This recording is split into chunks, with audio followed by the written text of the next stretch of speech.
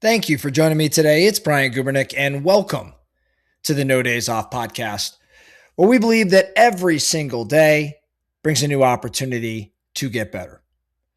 As of late, a lot of our episodes have been covering leadership, of course, but specifically decision making. And this one's no different. And I want to be clear, I cover decision making as often as I do because I truly believe that the difference between a good leader and a great leader is your ability to make sound decisions. The difference between a good salesperson and a great salesperson is your ability to make decisions. And so I really, really emphasize this probably because, I don't know, 10, 15 years ago, I just kind of shot first and then asked questions second. And usually that served me well, but every once in a while, I certainly wish I could take back a decision I made. And so today, as I've had a lot more experience in business and life, I've learned to slow things down in an effort to make better calls. And so I constantly am talking about this because I think so many of us,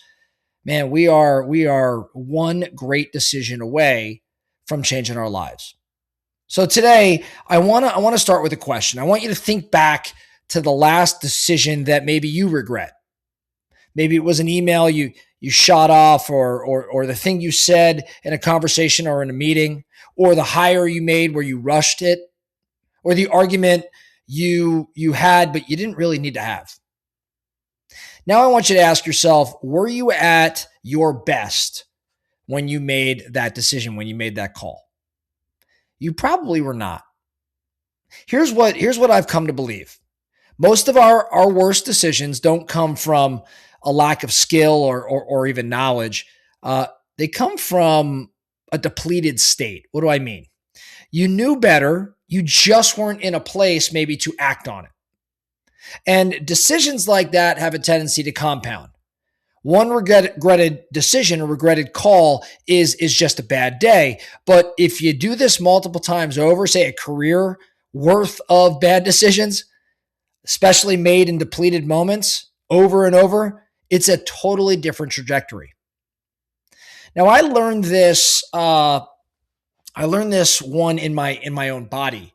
As many of you know, I've spent at least the past handful of years in these endurance events and things like that. And out on a long run a while back, a couple of years ago, the miles that I was putting in on this particular race, everything just, I just wanted to stop. My body just wasn't feeling great.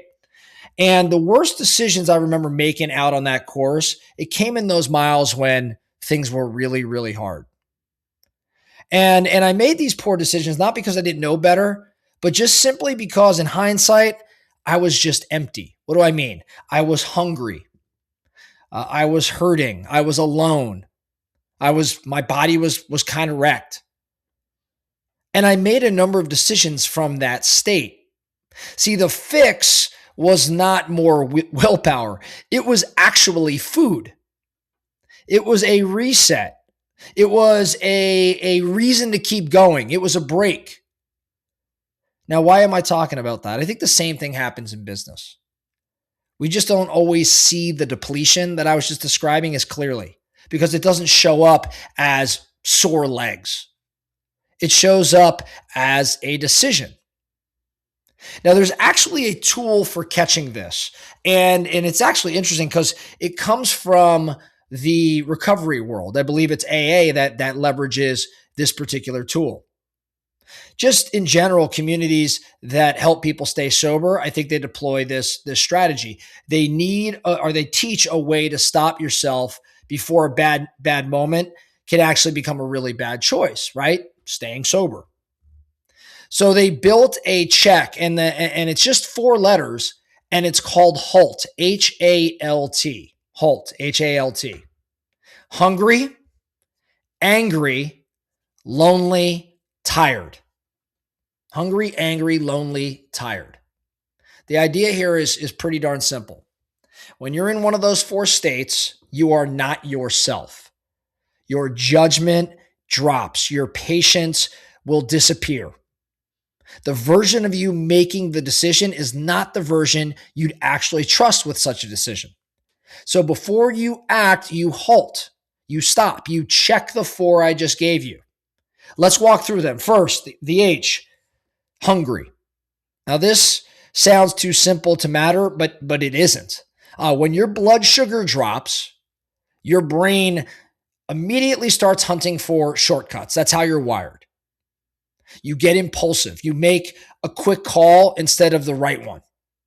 You've probably felt it. You know what I'm talking about. Maybe you've got a late morning meeting that goes sideways, and that meeting was right before lunch. That's not likely a character flaw. It's actually biology.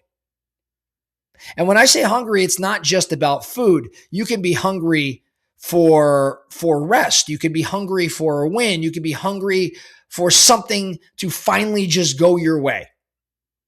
So when you're running on empty, you grab whatever fills the gap fastest.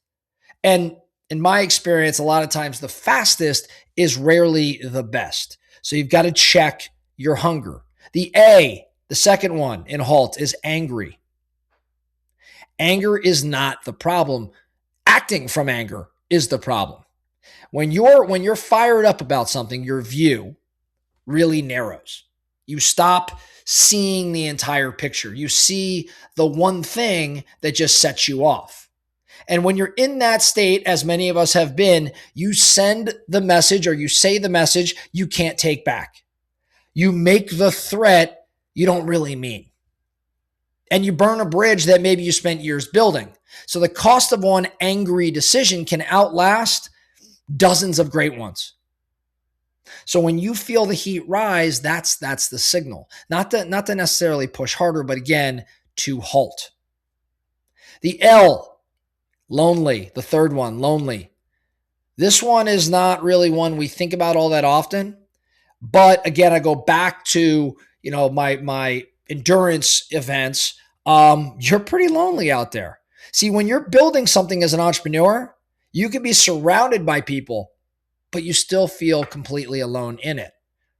And nobody else carries what you carry. Nobody else sees the gravity or the full weight. And loneliness actually does something pretty sneaky. It makes you crave connection. So you say yes, maybe to the wrong partnership, or you chase approval instead of looking for the right answer. You make a decision to feel less alone instead of maybe one that actually makes the most sense. So lonely is a state, and it's pulling on the wheel, whether you notice it or not. So again, you've got to halt. And then the last letter here of this acronym, HALT, is tired. T, tired.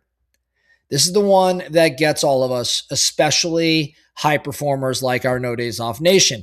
We wear tired like a badge, right? This hustle culture that we operate in. We talk about getting things done. Maybe it's less sleep, more grind, pushing through, persevering.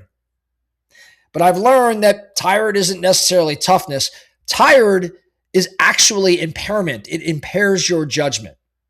There is plenty of research out there that shows that staying awake long enough can impair you about as much as being legally drunk. You'd never make a major decision drunk. Well, at least I hope you wouldn't make a major decision drunk. But we make them all the time when we're exhausted, all of the time. And then we call that dedication or commitment. See, when you're tired, everything looks worse than it is. The smallest of problems feel a lot bigger. They even feel huge from time to time. Easy choices sometimes feel impossible. The most useful thing you can do, tired, is probably nothing. Like wait, sleep on it. Decide tomorrow. Again, you have to halt. Now, here's what I think so many of us could easily miss. These four, they rarely show up one at a time. Picture a Friday afternoon. You skipped lunch. You've been grinding solo in your office all week. You're running on like 5 hours of sleep that day. I probably just painted the picture of a lot of our Fridays. Now that's not one letter. That's all four. And that is the most expensive moment in your week, because those four states, they stack. And when they stack, your judgment doesn't just drop a little, it literally falls off a cliff. So the more off you feel, the more letters are probably stacked on you. And the more that decision that you're about to make needs to wait. We need to hold off on that. So here's the whole tool, okay? Before a hard conversation or before a big decision, before you hit send on that message, run the check. Am I hungry? Am I angry? Am I lonely? Am I tired? If the answer to any of them is yes, you don't have to cancel the decision. You just probably should take a step back and question it. Because now you know you're not deciding from your very best. You're deciding from your gap. And I think that little pause, that space between the feeling and the action, that's where you can start to change the game and make better decisions. Being aware of that, questioning it, pausing, and just making better decisions as a result. It probably costs you all of 2 or 3 seconds. Yet it saves you the calls you'd probably spend months trying to undo whatever it is you did. So here's your action item this week. Pick your highest stakes moment this week. The one that tends to cost you when you get it wrong. And before you walk into it, run HALT. Do it out loud if you have to. Hungry, angry, lonely, tired. Am I hungry? Am I angry? Am I lonely? Am I tired? And try to catch the state before it makes the choice for you. And when you catch one, do the obvious thing. Hungry, eat. Angry, maybe walk it off. Go take a break. Lonely, call someone who gets it. Tired, kick the can. Put the decision down for the next morning. I think that check will tell you all that you need. Then give yourself that check, that space before you give an answer. It's just 4 letters. It's pretty simple. You can run it all week. Again, I want you to start with one big moment this coming week and test it out. Watch how many bad decisions just never happen as a result. That's all I have for you today, the No Days Off podcast. Thank you so much for listening. And remember, every single day brings a new opportunity to get better. So let's get after it.